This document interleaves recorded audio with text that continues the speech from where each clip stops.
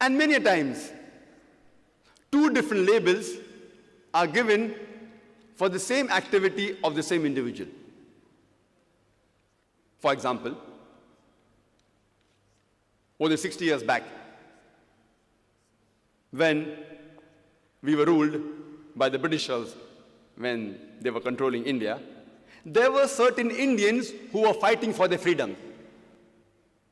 These group of Indians, by the British government, they were labeled as terrorists. But those same people, by the common Indians, we call them as patriots, as freedom fighters. Same individual, same activity, two different labels. One group is calling them a terrorist, the other group is calling them freedom fighters, patriots. Same individual, same activity, two different labels. Therefore, before you give a label, you have to try and find out what is the reason that the person is giving the label. If you agree with the British government that Britain had a right to rule over India, you would call all these people as terrorists. But if you agree with the view of the common Indians that the Britishers came to India to do business, they had no right to rule over us, then you would call these people as freedom fighters. Same people, same activity, two different labels. And I'd like to give you one more example of Nelson Mandela, who was the ex-president of the new free South Africa. And we know that by the previous government, the white apartheid government, they called Nelson Mandela earlier as a terrorist. And they imprisoned him in Robben Islands for more than 25 years. But the same person, by the indigenous South Africans, they called him as a hero. Same person, same activity, two different labels.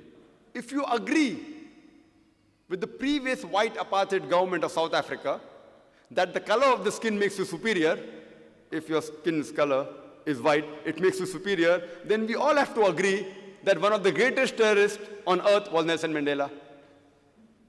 But if you agree with the view of the South Africans, the original inhabitants of South Africa, that the color of the skin does not make you superior, or same as is mentioned in the Quran, in Surah Hujurat, chapter 49, verse number 13, it says, Ya ayyuhan nasu inna khalaqnakum min zakrin wa unsa wa ja'alnakum shu'uban wa qaba'ila lita'arafu. Inna akramakum indallahi atqakum.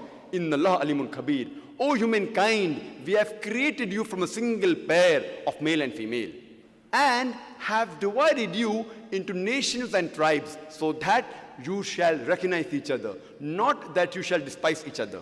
And the most honored in the sight of Almighty God is the person who has taqwa. The criteria for judgment in the sight of Almighty God is not color of the skin, it's not sex, it's not wealth, but it is taqwa, it is righteousness, it is piety, it is God consciousness.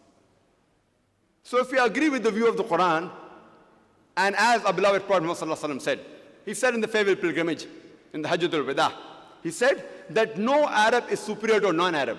Neither is a non-Arab superior to an Arab. No white man is superior to a black, neither is a black man superior to a white, except by virtue. So if you agree with the view of the Quran and the saying of the beloved Prophet Muhammad, you would not call Nelson Mandela a terrorist, but you would call a person who's fighting for his rights.